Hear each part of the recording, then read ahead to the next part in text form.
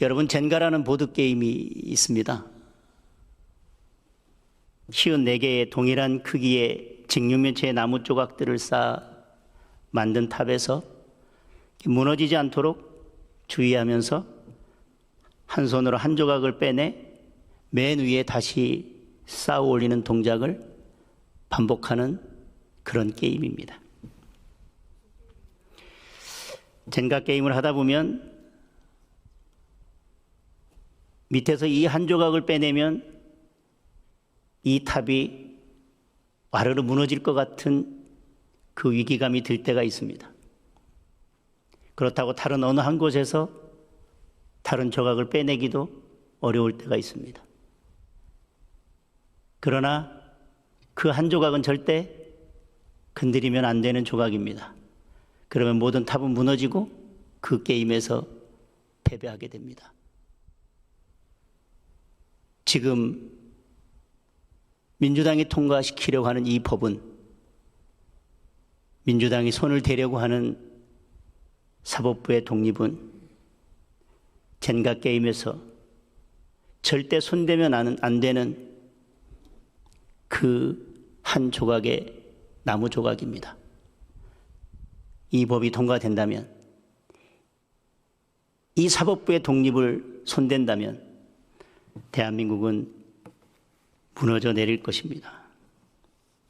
제가 지금까지 읽어드린 모든 컬럼과 기사에서 한결같이 이야기하고 있습니다. 사법부의 독립을 무너뜨리면 독재국가로 간다는 것입니다. 사법부의 독립이 법치주의의 생명이라는 것입니다. 그리고 그것이 민주주의의 생명이라는 것입니다. 이 비상계엄 특별재판부뿐만이 아니라 민주당이 손대려고 하는 여러 법들은 법치주의를 무너뜨리기 위한 법들입니다. 이 법들이 이 특별재판부와 한 덩어리가 되어 있기 때문에 저는 차근차근 그런 법들에 대해서 설명을 드리겠습니다. 그러나 이 특별재판부법의 핵심은 법원이 사법부의 독립을 지키기 위해서 법관 인사의 독립을 철저히 지키고 사건 배당에 있어서 주관이 개입하지 않도록, 외부의 영향이 개입되지 않도록 이미 배당을 고수해왔던 기본 원칙을 깨려고 한다는 것입니다. 모든 재판 인사에 관해서는 대한민국 헌법에 대법원장에게 인사권을 부여하고 있습니다. 행정부도 아니고 입법부도 아니고 사법부의 수장에게 인사권을 부여한 것은 인사의 독립을 통해서 재판의 독립을 지켜내고 사법부의 독립을 지켜내기 위한 것입니다. 그것이 법치주의와 사법부 독립의 핵심입니다.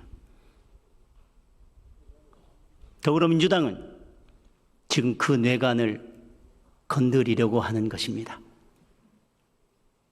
그 뇌관을 건드리면 대한민국 전체를 폭파시킬 수 있는 위험한 도박임에도 불구하고 기어이 그 뇌관을 건드리려고 하는 것입니다. 그 이유는 분명합니다. 단 한 사람, 이재명을 지키기 위한 것입니다. 이재명이라는 한 사람이 대한민국 정치에 들어오면서 대한민국의 모든 시스템은 망가지기 시작했습니다. 자유민주주의도 법치주의도 사법부의 독립도 무너지기 시작했습니다. 단 한 사람 때문입니다. 그때부터입니다. 그때부터 대한민국 민주주의의 재앙이 시작된 것입니다.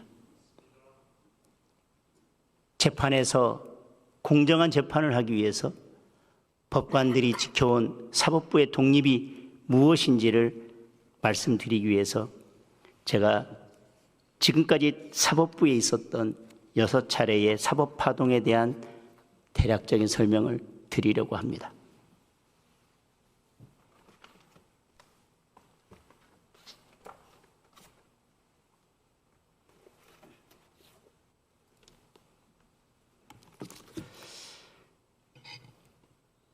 더불어민주당에서 이 법안에 대한 수정안을 냈음에도 불구하고 대법원이 절대 양보하지 않고 자체적으로 예규를 만들려고 하는 그 핵심 내용은 바로 임의 배당입니다.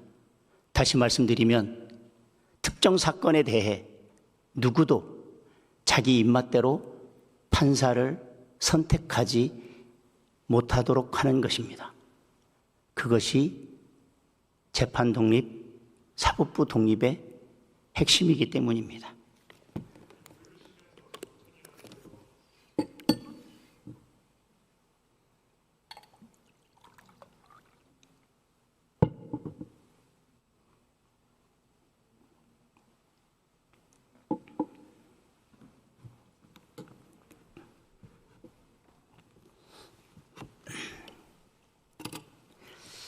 지금부터 6차례 있었던 대한민국 사법부의 사법파동에 대해 설명을 드리면, 사법파동은 한마디로 말씀드리면 사법부의 독립을 해치려는 외부의 압력에 맞서 사법부가 스스로 사법부의 독립을 지키기 위해 일어섰던 6차례의 움직임을 말합니다.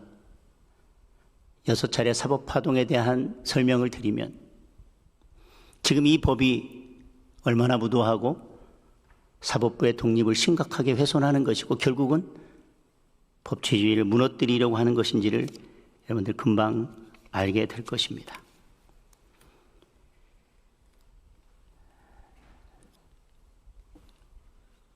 여섯 차례 사법파동은 모두 사법부 내부에서 정권의 부당한 압력에 굴복하면 안 된다는 그런 이유로 사법부 내의 자정작용 내지는 사법부 스스로 사법부를 지키기 위한 그런 움직임에서 촉발되고 시작되었습니다. 1차 사법파동은 1971년도에 있었습니다. 당시 여러 시국 사건에 대해서 법원이 무죄 판결을 내렸습니다. 그랬더니 이에 대해서 보복 성격으로 현직 판사에 대한 구속영장이 청구되면서 제1차 사법파동이 시작됐습니다. 시국 사건에 대해서 법관이 법과 양심에 따라 무죄 판결을 내렸다는 이유로 결국 법관을 사찰하고 탈탈 털어서 법관에 대해서 구속영장을 청구한 것입니다.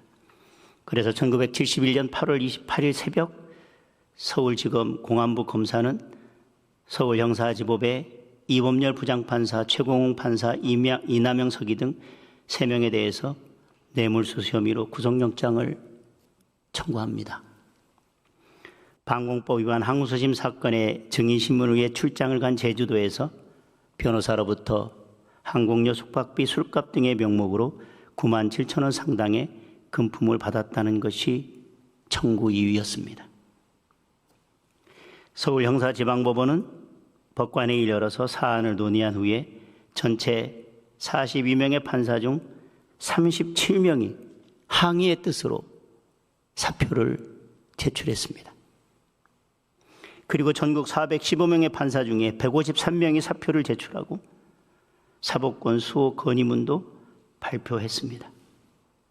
그러면서 이 사건이 전국적으로 파문이 확산됩니다.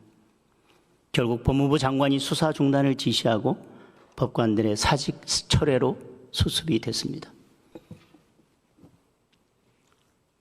여러분, 1차 사법파동을 보면서 머릿속에 떠오르는 사건이 없습니까?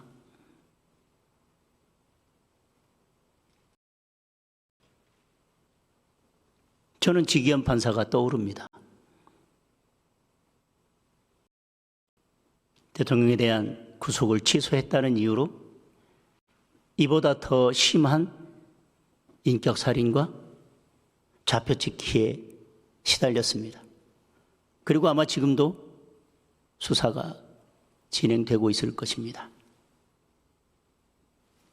1971년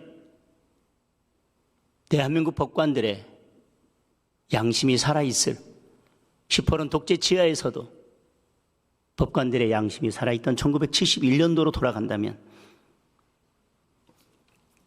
서울형사지방법원 전체 판사 42명 중 37명이 사표를 제출했습니다. 전국 판사 415명 중 153명이 사표를 제출했습니다. 아마 지기현 판사와 함께 일하는 서울중앙지법 판사의 대부분이 사표를 제출했을 것입니다. 전국 법관 3분의 1이 사표를 제출했을 그런 일입니다. 그런데 지기현 판사에 대해서 재판의 결과 때문에 그런 압박이 가해지는 것을 누구나 다 알고 있지만 지금의 사법부는 누구도 그를 도우려 하지 않고 있습니다. 잘못된 것을 덮어달라는 것이 아니라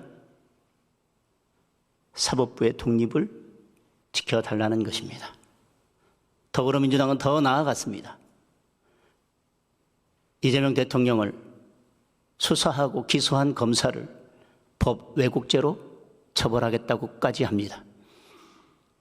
이재명 대통령에 대한 재판에 대해서 결론이 마음에 들지 않으면 그 판사도 법 왜곡죄로 처벌하겠다고 합니다.